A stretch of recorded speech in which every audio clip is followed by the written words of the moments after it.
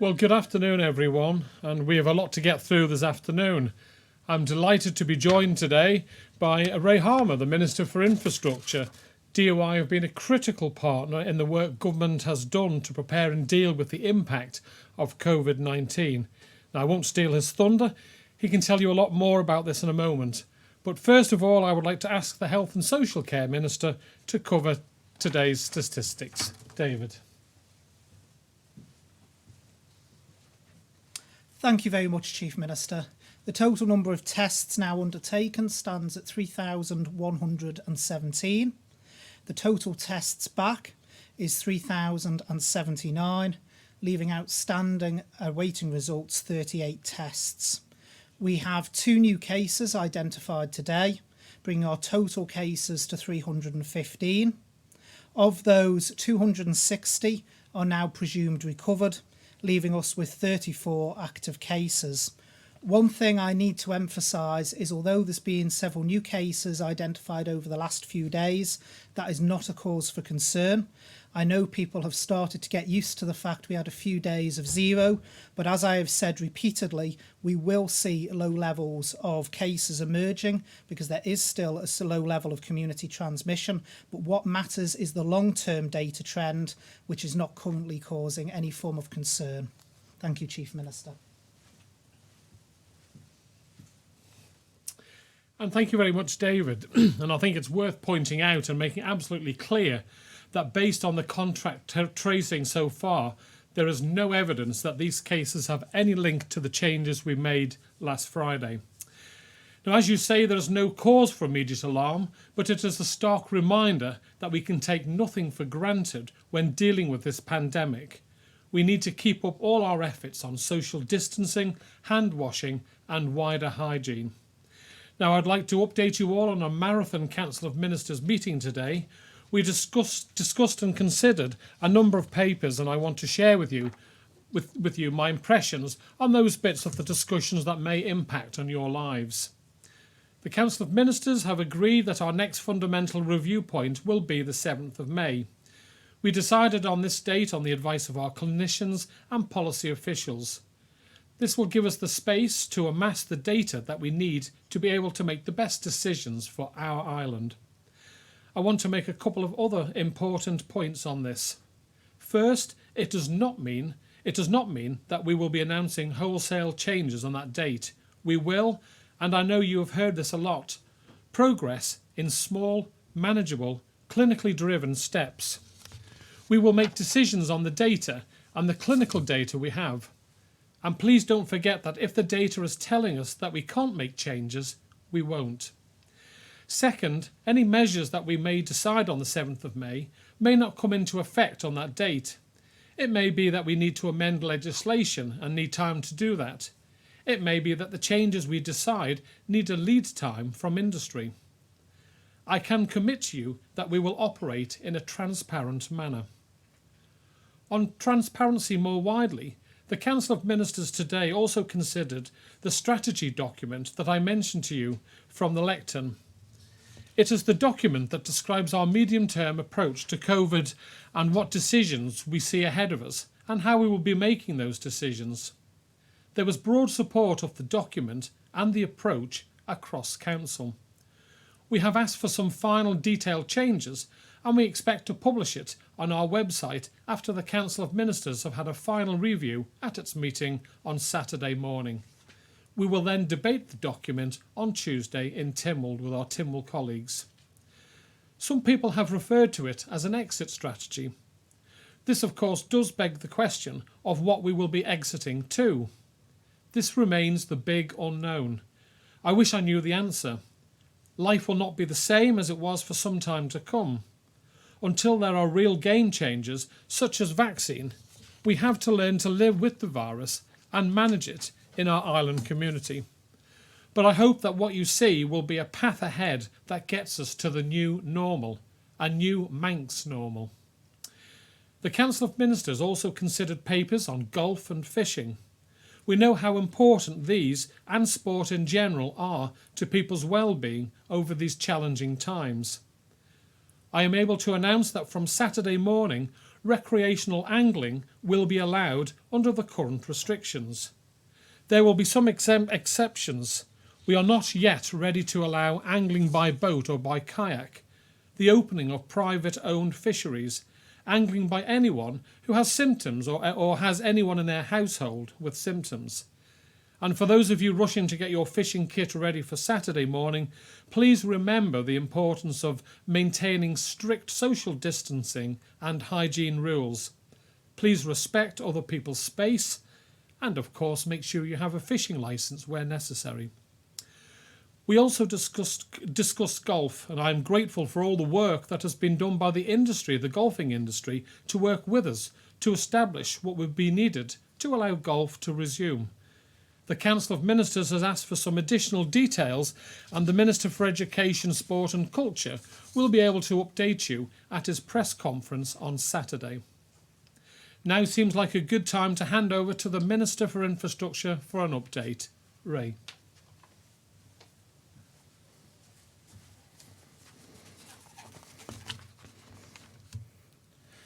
Thank you, Chief Minister. There has much been said about the spirit of the Manx community over the past 5 weeks. I too would like to add my commendations to various businesses and people in our community. Many pubs and restaurants have become food delivery outlets. The gin distillers have reconfigured their production line to produce much needed hand sanitizer. Heritage Rail staff have stepped up, become security guards at Nobles Hospital. We have often said, as a small island, we can react fast to events, change legislation quickly, and adapt our working patterns.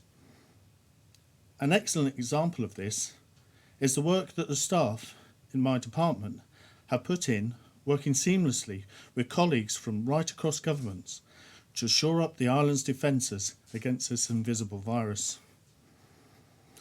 On the 10th of March, the Department of Infrastructure was getting ready for summer.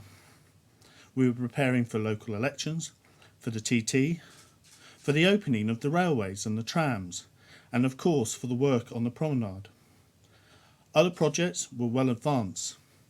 The Isle of Man ferry terminal in Liverpool was progressing well.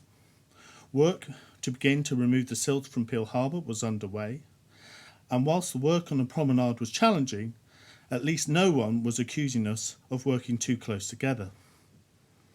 On the 11th of March, the World Health Organization redefined the coronavirus outbreak as a pandemic. The Manx government reacted quickly and sharply. In a matter of weeks, our borders were shut, local elections cancelled, construction sites and railways closed, only essential travel allowed, a 40-mile-an-hour all-island speed limit introduced, and inevitably the TT was cancelled. This also marked the first part of our fight back against the virus.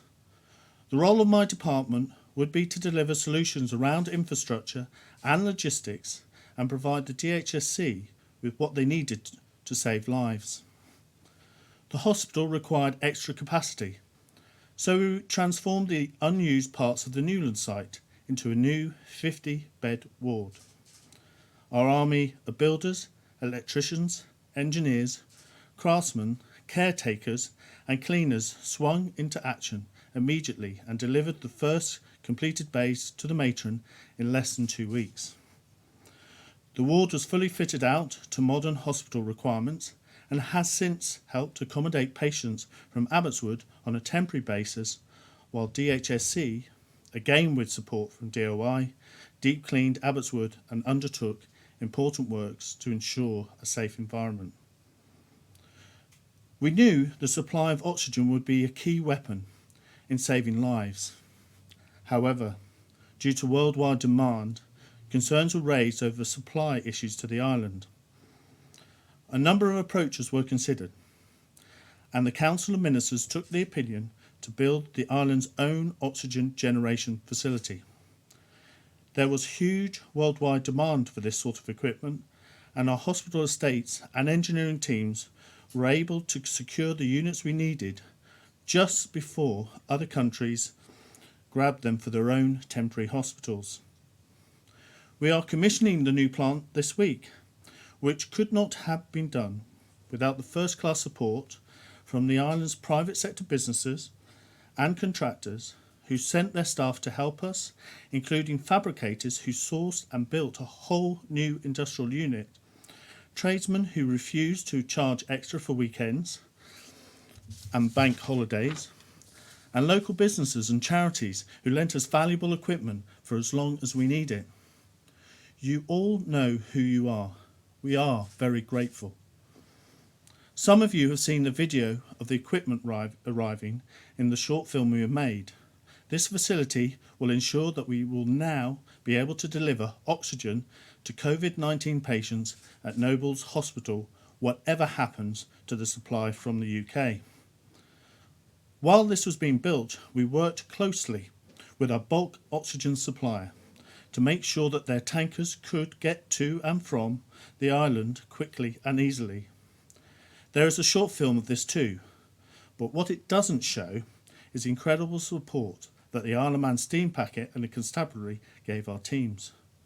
We have been able to get an oxygen delivery off the boat, unloaded at Noble's and back on the boat within 2 hours.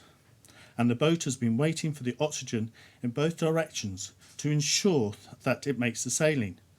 You cannot buy that level of service. It comes free with the great people working together to help all of us cope with the virus. We have all read in the news about the strains being put on the NHS supply chains. We acted quickly, converting the NSC into a storage facility and using the vehicles that would have been putting out cones at TT to distribute vital PPE equipment across nursing and residential homes. Staff that couldn't do their normal work due to lockdown came into operation the stores and delivered the PPE. Everybody has played a role. I remember we had a call very late one Friday night, and one of our highways team dropped everything to deliver from Ramsey to Douglas, at 40 miles an hour of course, to deliver the PPE to a care facility that was in need. I also want to pay tribute to all those people who've kept providing all the usual services that you rely on. There may not be as many passengers, but the airports and the harbours are operating as normal. We have fewer bus passengers now that buses are for essential journeys, but our drivers have kept everybody on the move. Our priority has been supporting DHSC, but we haven't forgotten everyone else. Looking at all the work that's been done and the effort our staff have made to go the extra mile, it has been first class. We must ensure that we capture what we have learned about agility, flexibility and cross-government working and use it in the future. It wouldn't be right for me to finish without a few words about the Douglas Promenade. Work will begin again in earnest on the 4th of May. The site and its equipment are being checked and made safe this week. Work on the tramway has started. We have used the time when we were not able to work to think about how we can best manage the challenges to our economy and particularly how we can help next year's visitors' economy take off. We have taken the opportunity to re-look at the prom programme and the scheme. The world has changed dramatically. We must accept that the economy and the island will take time to recover. We now intend to alter the way we work and to slightly change what we plan to do so that we can be finished before Easter next year. This will be a challenge, but we are working closely with our contractor and are confident that between us we can do it. Finally, I would like to honour and thank every member of my department, the people who support the front line behind the scenes, colleagues who have enabled key deliveries, and the many more people in government, in business, in charities, working together to keep us going. Thank you. Stay safe. And I'll hand back to the Chief Minister. And thank you very much, Ray. Please pass on my personal thanks to your colleagues, and I've been so impressed by the ingenuity and flexibility that they've shown. And it's not just been about the teams who've been fixing and building. DOI staff have been redeployed to support other departments, and this has been such an important contribution. As you pointed out, we must not forget the crucial work keeping the island running. I'll now take questions, and I think first we have today is Mr. Bell from the BBC. Afternoon, Chief Minister. Obviously, this comes after, I know you had a phone call with the UK government yesterday. And yesterday we also saw Michael Gove saying that UK islands, not us, UK islands could be used as pilot testing grounds, if you like, for the UK's eventual exit strategy. Just wondering, given the constitutional relationship between the UK and the Isle of Man, while we're not a UK island, are the UK government feeding any suggestions into your ear? Are you feeding any suggestions and feedback into their ears? Well, not really. Obviously, I respect what the UK do. They make their own decisions, and we make decisions that are Manx decisions for Manx solutions and Manx problems. Obviously, speaking to my colleague chief ministers in the Channel Islands, Jersey and Guernsey, we have very similar issues. They are in a very similar position to ourselves. They have PPE issues. We're lucky in that aspect. They've set up, one of them has set up their own testing regime like we have, and we have very similar numbers of cases, etc. And I think all three of the Channel Islands are really have managed, of the Crown dependencies, I should say, really have managed to flatten down the curve. So we do listen to what's going on in the UK, and if there's anything that we can do to help them, if we come out of this quicker than the UK, then of course the Isle of Man will be there to be a good neighbour. But it's just getting a general update on what's happening regarding the coronavirus. But also there are other issues. I'm still having to deal with Brexit. You know, it seemed to be the word we were all discussing a few months ago, the number one topic. Every day, every meeting I went to had the B word somewhere, and now it's a very small, minutiae part of my life because coronavirus has come along. But they're very good meetings. It's always good to chat and learn ideas and see what stages your colleagues are at in their exit strategy or the next step that they're taking. Yeah, the B word has very much been replaced by the C word in recent weeks, hasn't it, Chief Minister? It is. I hope to God there's no D word. Could I ask a question of the Infrastructure Minister, please? Yeah, no problem. Ray.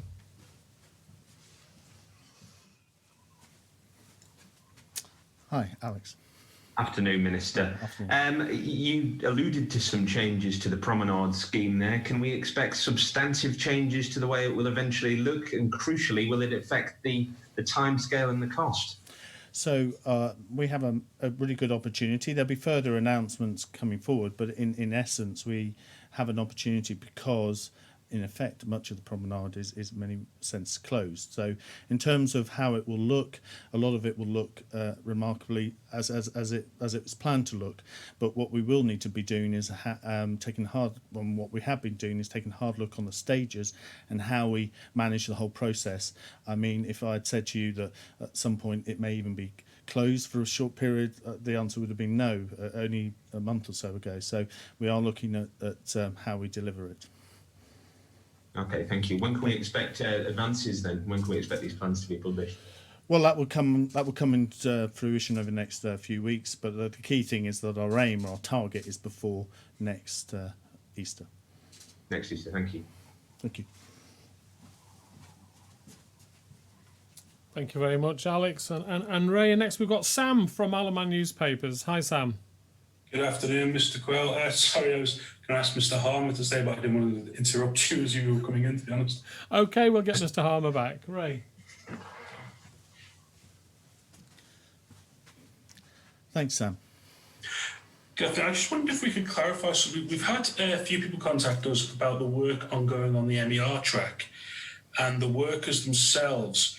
Are they locally based workers, or are they ones that have come in under an exemption through the border being closed, or have they been on the island the whole time while work has been closed down? These particular workers you're talking about were actually back here way before, earlier in the year, and they never left the island. And so they haven't had to comply with any new regulations as they're already here. Okay, thank you. And then just could we go on to Liverpool? You mentioned Liverpool landing stage. Is that still on its current target, or has that shifted at all as a result of what's happened here? I think we're all taking a really hard look at it. In terms of, obviously in the UK, construction never stopped, but obviously they have their own pressures, so we're going to have to meet those pressures and challenges. But at this stage, there is no change to our timeline. It's just that it's going to be a lot more difficult. Thank you.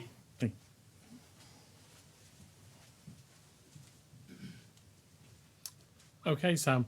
Right, we now move on to Amanda from Jeff the Mongoose. Amanda, how are you doing? Thank you very much, Chief Minister. I'm really sorry. I have a question for Minister Harmer as well. Okay, no problem. Ray. Thank you, Amanda. Thank you, Minister. You've spoken about the cross-department effort to produce oxygen on the island, in addition to the new testing centre. Are there any plans to create any other services to help the health department deal with COVID-19, such as cancer treatments to avoid patients having to travel off island? So I think there's a couple of big areas. Oxygen was one. The new hospital, in effect, the new wing was two. Getting the beds in. 3 was really about logistics and around. And I think that's really how things have been really good in the sense of that cross-department working, which I think is key. And we have people that. Because logistics is logistics, whether you're in highways or whatever you are. So we will be working with the HSE. It's a new normal. We've changed. We all have to change, and we all have to, at a drop of a hat, move to our new challenges. And that's absolutely what we will be doing. And there aren't any plans in the pipeline currently ahead of what we've already had? Well, my officers are working continually, but at the moment it was commissioning the oxygen unit this week and also the new beds. But obviously we'll be working with JHSC and we've got a very close working relationship. But this is a very fast moving situation as we start to bring some of these services back online. Of course, thank you. And my second question is for you as well, if that's okay. Okay. When we reach a stage where we can open our borders, will there be an introduction of controls at the airport and ferry terminal to test people for COVID-19 symptoms, such as temperature screens, or actual COVID-19 tests? So I think that's a very good question. I think it's just such a fast-moving area that I can't really honestly give you an answer of how that will work. All we know is it's going to be different. I mean, in some ways, you've seen, if you remember how in 2001 the world changed with the Twin Towers, and how in fact security became completely different. But almost 15 years later, you'd barely notice it. You go through it, and of course, there's going to be similar changes that will be very uncomfortable to begin with, no doubt. But at this stage, because it's such a changing environment, it's difficult to actually precisely say what those procedures will be. So I hope that helps. Thank you very much. Thank you. Okay, man, I think just before we do that, I think really part of that question was something the Health Minister could give you a clearer answer on regarding bringing back some of our cancer treatments and other medical services. So I think it's, I'll bring the Health Minister in a second. And also, as Minister Harmer has mentioned about the borders, we really just don't know at this moment in time. Lifting the borders up, even in a small way, will be quite some time down the road, and it'll be done in small steps rather than major upheavals. But obviously we will have to look at the latest thinking at the time on how we monitor people coming through. Obviously, for the people on the repatriation scheme, Amanda, we do send a medical member of staff over to check on those people and make sure that they're fit to travel, and B, check their temperature to make sure that, and to ensure that they're not exhibiting any signs of having COVID-19. But I think probably I'll bring David back in just to do a little bit more on the cancer, because it's a key question that I get a lot of questions from members of the public, and I think it's worth just giving it that little bit more of an answer. So David, if you'd like to come in. Thank you very much, Chief Minister. Just going back to that very first question there, Amanda, on cancer, and you mentioning about is DOI working on anything to expand our cancer treatments on the island. What we've got to remember is when it comes to physical treatments, it's not just a case of plant or equipment and having it on Ireland. It's about being able to deliver the service in a clinically safe way. And with being an island of 85,000, there is always going to be certain services that we are not going to be able to deliver on Ireland. We're always going to have key dependencies where we have to send people away. That's not going to change with this situation. So it's not just about getting the equipment in to treat a certain type of cancer. It's then about the clinical specialities that go around that, having the expertise on Ireland, and also being able to provide appropriate care on Ireland. So, so it's not just about, asking DOI to get us a load of equipment and that means we can expand our cancer care on the island. It all ties in with that as well. Can I also take the opportunity while I am at the podium to thank DOI while I've got the Minister for Infrastructure here with us today for all they have done with their engagement with DHSC. They have done things in phenomenal timescales for us, and it's very, very much appreciated the way everyone has pulled together to be able to deliver things such as the oxygen plant in such a short period of time. Thinking you've got an ex-health minister, health and social care minister here, myself as well. Obviously, just expanding on David's comments, generating our own electricity has been a fantastic achievement, and it gives us that insurance policy. But certain types of medicine, whether that be the administration of chemotherapy, etc., needs specialist expertise, and for a consultant to be able to do that, they need to have a certain number of cases a year to handle that. On a small island of 85,000, there are certain types of medical treatment that we just don't have the volume to keep that person's proficiency up, and therefore we will always have to send people away to the likes of Clatterbridge to get that very best treatment that we can get for our people of the island. That will always continue. Right, next I have Lewis from Manx Radio. Lewis, good afternoon. Good afternoon. My first question's for Infrastructure Minister, please. Right, well, okay. he's certainly earning his keep. It's his first conference today, so I'm delighted that you're giving him so many questions. Ray. Thank you, Chief Minister. Good afternoon. Good afternoon. You've mentioned, in terms of the prom works, you've mentioned changes in timescale. They were originally budgeted at £25 million. Do current projections change that amount at all? And if so, by how much? So we're looking to still be within that range, around 25 million. So that hasn't particularly changed. What we're really looking about is how we can do things better, and really sort of pick up some of the slack or speed that the issues, and really move that forward. Okay. And whilst we know the work is being done by contractors on behalf of government, not government employees, what assurances can you give these workers that they will be safe in their workplace? And if someone does fall ill working on the prom, is government then liable? In terms of keeping safe, they all have to fit. I mean, a big construction site has to follow very strict health and safety precautions, and obviously the contractor has to deal with that.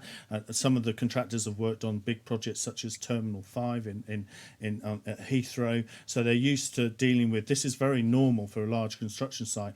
And actually, as I sort of alluded before, the criticism sometimes is that you don't see too many workers that close together. Well, that certainly won't be the case going forward, and we will be working very strictly within our health and safety. Okay, thank you. Thank you.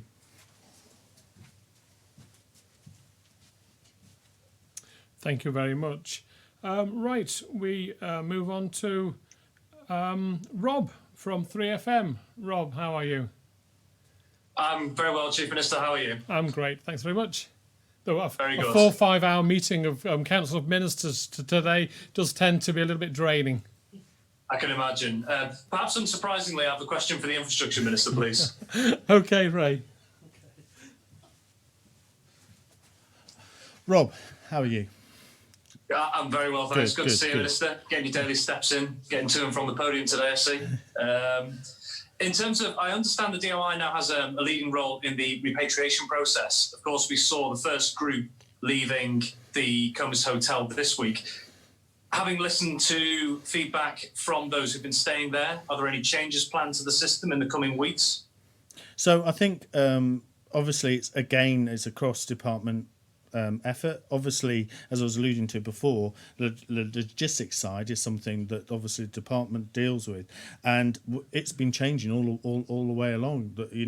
Details have been updated in terms of some of the practical elements regarding what people take with them. All of that is changing all the time, and it always reviewed, it's always challenged, and we're dealing with it. I think what often is forgotten is that there's no sort of hard and fast in these scenarios. It's a continually evolving situation. So what will happen 1 week as the health advice changes will change the following, and we very much work with the health advice. That's absolutely paramount in everything we do. Thank you very much. My second question is also for yourself, if you don't mind. No, that's fine. Thank you very much. Obviously, as part of the precautions against the pandemic, the vehicle test centre was closed for a matter of safety. Given that is still the case, could you just possibly clarify for people what services that the test centre runs are still available at the moment and which aren't? Because I know it covers a lot of things such as driving tests, tax discs, and registering certain vehicles and so on. So tax discs are still being processed and still being administered. Anything that's paper-based is still being administered. Obviously, all of the particularly driving exams are not currently happening, nor either are vehicle testing. But that's as I stand here today. Obviously, as matters change, the vehicle testing and so forth can move forward, and that's one of the changes that can happen in the next few weeks as we ease our the way we work. So at the moment, yes, it's closed, but tax discs, everything like that, anything paper based is still operating. There's still a staff, they're still working. And sorry, just for a bit of further clarity as well, with regards to that, as you say, the situation develops, where will that, like you say, the reopening of certain services there, fit into the phase structure of what's been outlined so far, at least in this 6-stage strategy? Well, that's sort of quite the sort of detail. So, for example, vehicle testing is more feasible because you can maintain social distance. So that will be an earlier stage. The driving exams for people driving, that will be much later, and obviously we've got to work a way of doing that while still maintaining social distancing, so that could be quite a way off, whereas I think vehicle testing is much, and that will be much earlier in the process. As I think has been outlined, it's really about measured steady steps and not to rush any of this, but hopefully that gives you sort of context of where we're moving. Thank you very much. Thank you very much. And before I move on to Simon, I'd just like to point out, Rob, in your first question to the DOI Minister regarding repatriation, I'm just going to generalise now.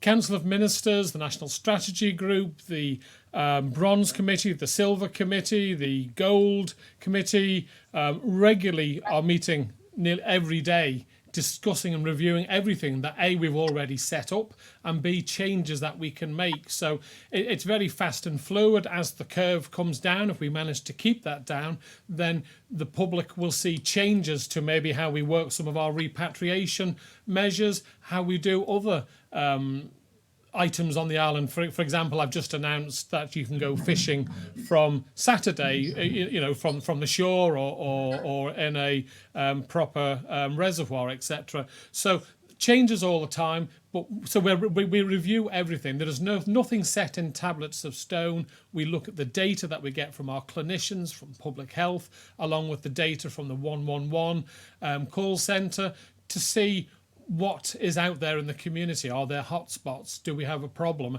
And if we feel that over a period of time everything is controllable, then of course we will be making tweaks and changes to try and improve the experience that everyone on the island is currently experiencing. If I can move on to Simon Richardson at Business 365. Simon. Good afternoon, Chief Minister. And to maintain consistency, could I speak to Mr. Harmer, please? Certainly. Afternoon, Simon. Good afternoon, Mr. Harmer. Obviously, the coronavirus will bring to a halt many of your department's current projects. Meanwhile, I suppose an inevitable consequence of such huge and unexpected expenditure by government will be a squeeze on departmental budgets next year and beyond.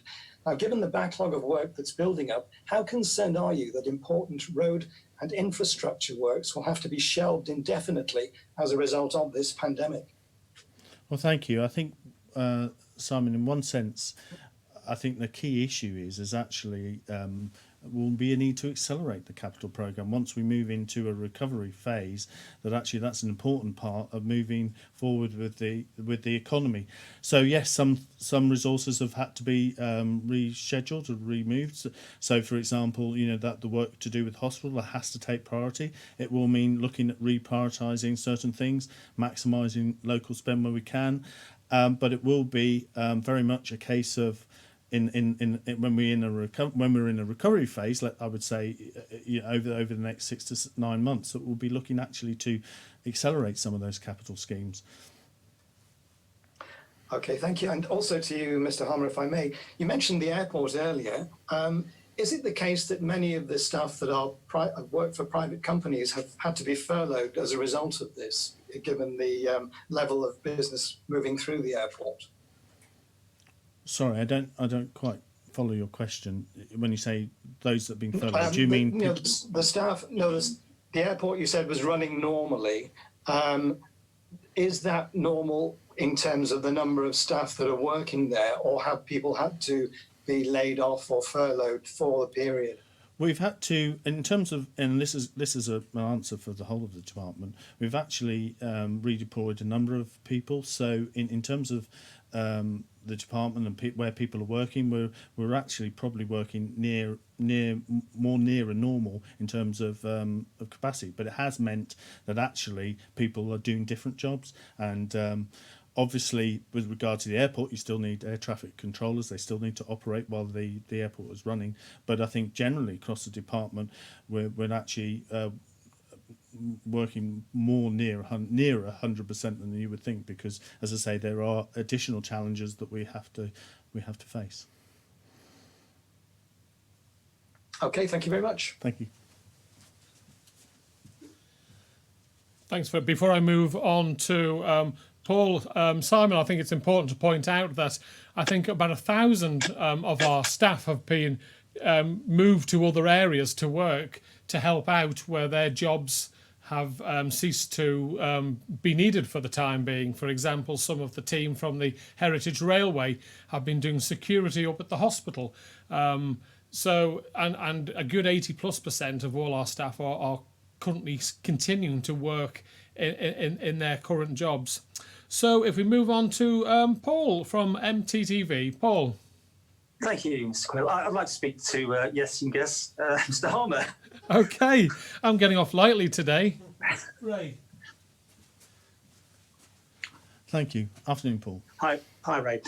You mentioned shutting the prom briefly in your opening statement. I know that's something you're quite keen on, and clearly at the minute with the traffic being down, that is potentially doable.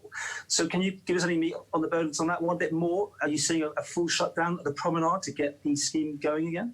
So I think in the way we've looked at the work that we can do, a large part of it will be potentially making it a one-way for large parts of the project timeline, and there may be times when we need to shut it. It won't be shut fully for all the period, but that's the kind of work. It's that kind of flexibility which we wouldn't have never have dreamt of. But I think we have to be honest in terms of the tourist season this summer.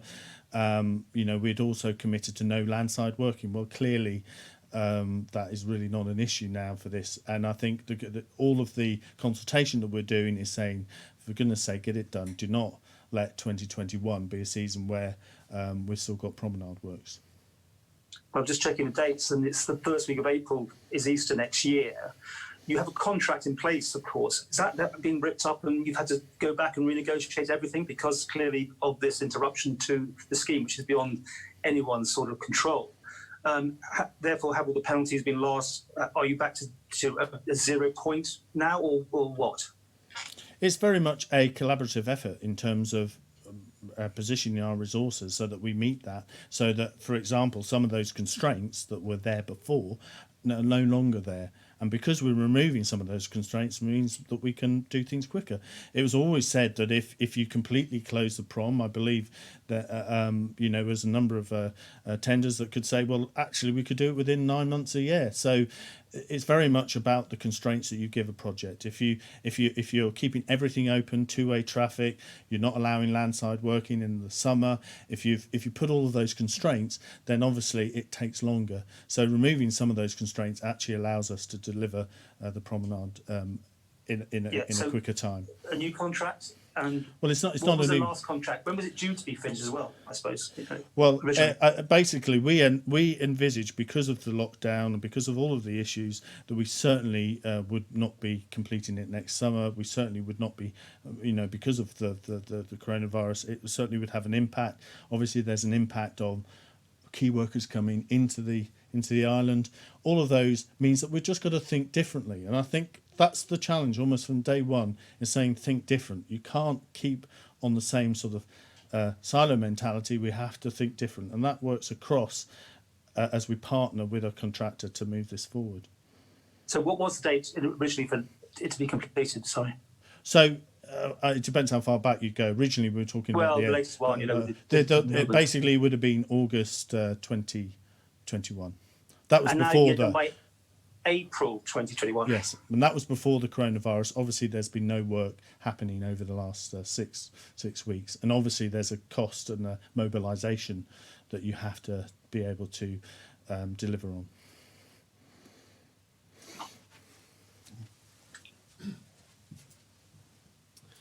I think before I move on, Paul, to our final Chris today, it's worth pointing out that obviously as a government we listen to the concerns, and obviously our hoteliers on the prom are having a bit of a tough time along with all the other businesses on the promenade, and if there's anything that we can do to ensure that whilst they cannot operate, we can get on with the work outside their premises, so that come the start of the tourist season next year, hopefully if everything can open up again and there's no road works going on outside their property, then that will help their businesses get back to some form of normality. So obviously anything that this administration, I'm sure all our colleagues in Tynwald will support these changes that will help those Manx businesses that have been affected. It seems totally logical to make these changes for the good of everyone, the economy and all those businesses on the promenade.